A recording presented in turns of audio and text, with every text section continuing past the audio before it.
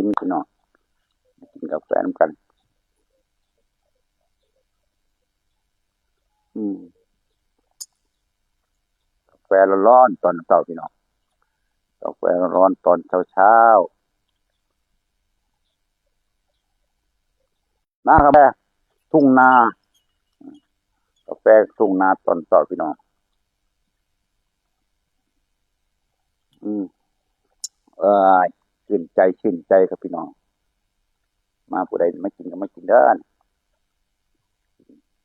กาแฟกับทุ่งนามาเบิ่ง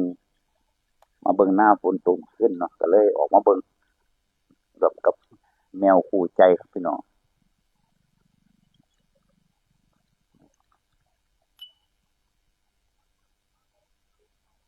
อืมครับแซ่บ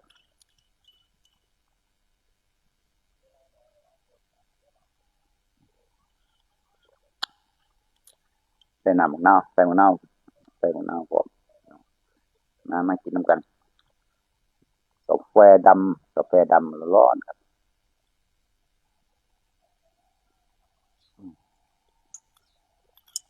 ว้าชื่นใจ